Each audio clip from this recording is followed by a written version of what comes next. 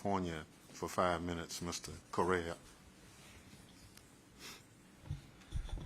Thank you, Mr. Chairman. I want to thank my colleague, Ms. Titus, for inviting us to her district. Must say there's an allegation that before I got to Congress, I also had a life, and I may have visited your city way too many times. So I can imagine a lot of those bricks that built these buildings probably have my name on them. But I represent Southern California, Anaheim Angels, Anaheim Ducks, and Disneyland. And our lifeblood in my district is tourism. Disneyland by itself accounts for about 20,000 direct jobs, 99% of them being union. And so COVID really devastated our economy. Mr. Martel, your testimony, you stated the facts, which are we've gone from travel restrictions based on country to global vaccination requirements for non-U.S. citizens coming to the U.S.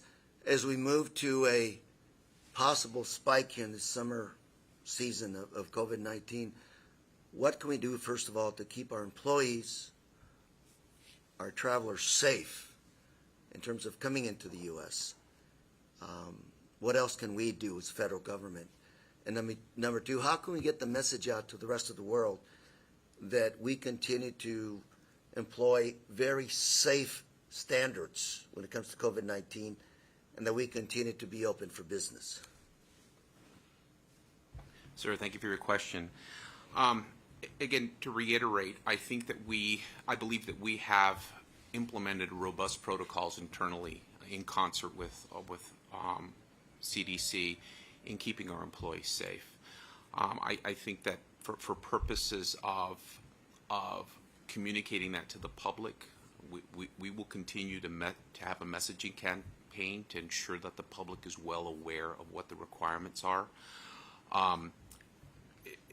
It's a known as to how COVID-19 or its variants will affect us in the immediate future, but we do not anticipate any reversal, or I'm not aware of any reversal, any change to the current vaccination policy. So I don't see us reverting back to previous travel restrictions. And Mr. Martel, if I can interrupt your answer, the majority, the number one international source of travelers to my district is from Mexico. And I get a lot of phone calls from people from outside the country saying, can we travel? What do we need to do? And so there's still a lot of apprehension about coming to the U.S. as tourists because folks are not quite sure whether, even if they have a visa, if they're going to be able to get past the border to get into the U.S. So I'm trying to figure out how we can help you, help our industry, tourist industry, get the message out that if you have your vaccinations, you can come to the U.S. Sir, I believe that could be done in concert with DHS, CBP, and Department of State, and all of the agencies that are involved in granting visas or in fostering, encouraging travel, getting the message out that essential and non-essential travel is allowable from Mexico so long as the travelers have vaccinations. I think it would be a messaging campaign that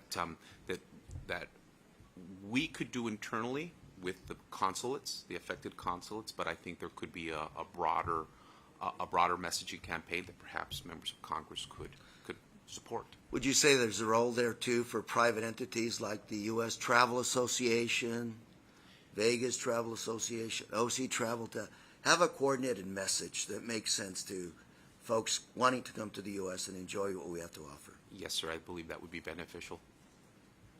Do I have any time left? One more question. Ms. Burke, just wanted to thank you very much for pointing out the obvious, which is pay equity is important for our employees. And I say that because of hiring, not only hiring, but retention. We want the best trained, the most experienced workforce taking care of our society, protecting us. Beyond pay equity, is there anything else we can do to make sure you can retain your workers? I believe some of the technology that we had talked about and we showed off yesterday if you were able to yesterday hear some of the TSOs speak about the experience that they have with passengers as they're going through equipment that makes the process easy, quite seamless, they're excited because the passengers are happy. So their environment will be improved significantly in working with our public if the equipment is continued to be procured and able to be distributed. It's a game-changing situation that we've got with the improved technology, and it's not going to be that long a period of time before we are able to truly change the experience that the passenger has. So I think if you had pay equity and you also had what I would call an improved working environment because your passengers are happy, that's probably the very best formula we have. Thank you, Ms. Burke. Mr. Chairman, I yield. Gentleman yield.